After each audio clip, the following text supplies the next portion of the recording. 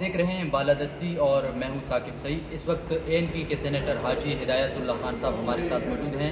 حاجی صاحب السلام علیکم, آپ کیسے ہیں؟ وعلیکم السلام. ٹھیک ہے بالکل سر. آج سینٹ میں ایک سینیٹر نے بات کی کہ پنجاب خیبر پختونخوا جو ہے وہ ماضی میں پنجاب کا حصہ رہا, تو کیا بات ہوئی اصل میں, تھوڑا سا بتائیں. یہ اصل میں بات یہ ہے کہ انہوں نے جو جغرافیہ کے حساب سے, تاریخ کے حساب سے غلط بات کی.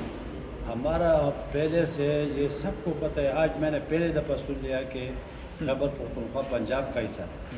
یہ ایسا ہے کہ ان کا اپنا حصہ جو خیبر پختونخوا کا کچھ زمانے میں حصہ تھا, تلگنگ تھا, میاوالی تھا, اٹک تھا, یہ جیلم تھا, تو یہ اب اس کو میرے خیال میں وہ اس کو غلط کرانا چاہتے ہیں. مطلب کوئی عام بندہ نہیں, رانا محمود الحسن نہیں ہے تو بات. یہ تو میں نے ان کو کہہ دیا کہ آپ کو ویسے بھی مطلب ہے کہ اپنے صوبے کے لیے بے شک آپ مطالبہ کریں, آپ کا حق بنتا ہے. جی. اور اس کے لیکن کم از کم دلیل میں یہ نہ کہیں کہ آپ پہلے سے صوبہ خیبر پختونخوا پنجاب کا حصہ تھا. یہ نہیں تھا, ہمارا یہ حصہ تھا. ہم اس کا اب بھی کہتے ہیں, پہلے بھی ہے, اور ہم اب اس کا بھی اس کے اوپر ہمارا کلیم ہے. آپ نے فاٹا کے بارے میں بات کی اور آپ نے احتجاج بھی کیا, تو کیا یقین دہانی کی وزیر خزانہ نے؟ بالکل, انہوں نے یہ میں نے تو احتجاج کیا, آپ نے دیکھ لیا, اور میں نے یہ صاف بات ان کو کہہ دی کہ باٹا میں آپ کچھ لوگ کچھ دیتے لیے تو لیتے کہ کس چیز کا آپ مطالبات کرتے, کس منہ سے آپ وہاں پہ آ کے وہ ٹیکس کا بات کرتے.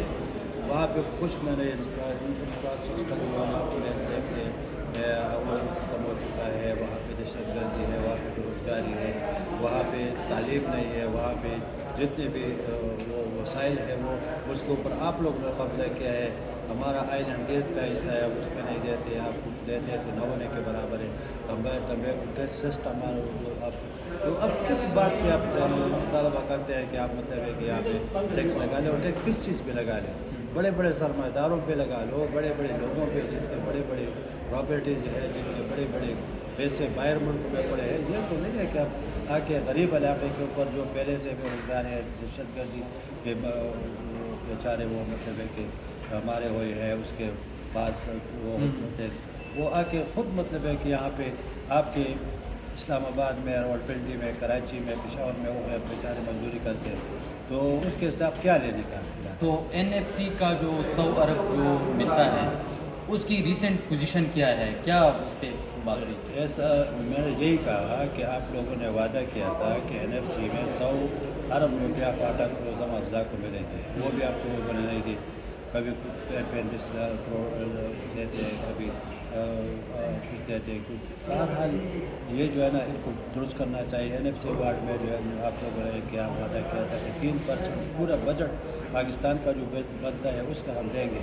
ہم یہ فاٹا کو جو ضم اضلاع ہے ان کو دیں گے, آپ لوگوں نے وہ بھی نہیں لیا.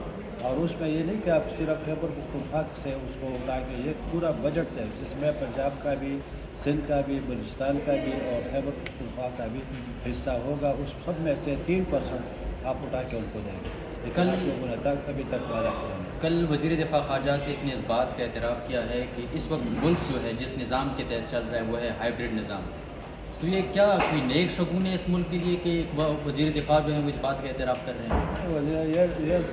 میں تو آپ کو یہ بتا دوں کہ ٹھیک ہے, اس کا اپنا ایک سوچ ہے, لیکن میں جہاں تک مجھے معلوم ہے تو ہمارے آپ اور کون سے جو ہمارے چلتے ہیں وہ ہمارے اچھے چلتے ہیں. ہمارے بجٹ کو آپ دیکھیں, IMF بناتے ہیں, وہاں سے تیار بجٹ ہے, اس کے ساتھ بیٹھ کے ڈسکشن لوگ اپنے ممبران کے ساتھ کرتے ہیں, اپنے پارلیمنٹرین کے ساتھ کرتے ہیں, عوامات کو دیکھتے ہیں, اور ہم IMF کو دیکھتے ہیں کہ اس کو وہ کیا کہتے ہیں. وہ اس سے بنایا ہوا بجٹ آپ کس طرح مطلب ہے کہ اس کو اچھا کا بجٹ کہہ سکتے ہیں.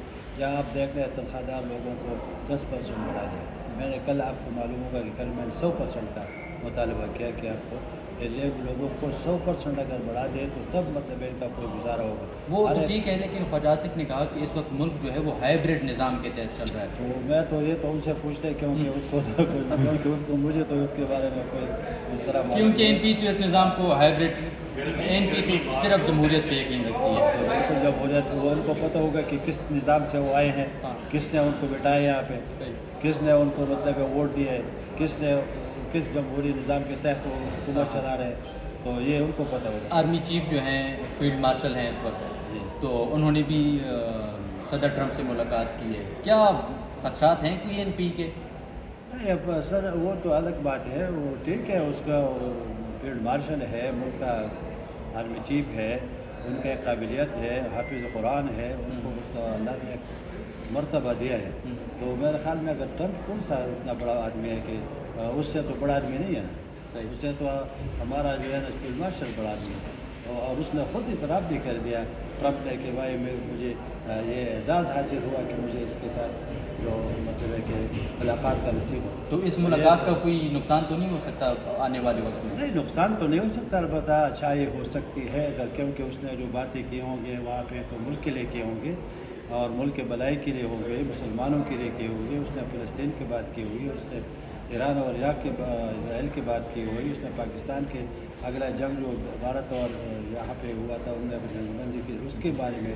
میرے خیال میں اس کے اوپر ہم یہ شک نہیں کر سکتے کہ اس نے کوئی غداری کی ہو یا اس نے کوئی سوال ہی پیدا نہیں ہوا کہ ملک کا اتنا بڑا آدمی جس کو جو فیلڈ مارشل بھی ہو، ملک کا، اپنے عوام کا، اپنے فوج کا، اپنے آرمی کا خیال رکھنا چاہیے. اس نے ایسا بات نہیں کیا. تھینک یو سو مچ حاجی ہدایت اللہ صاحب نے ہمیں وقت دیا، اور انہوں نے آج سینٹ کے اجلاس میں یہ واضح کیا کہ خیبر پختونخوا جو ہے وہ کبھی بھی پنجاب کا حصہ نہیں رہا. Thank you so much.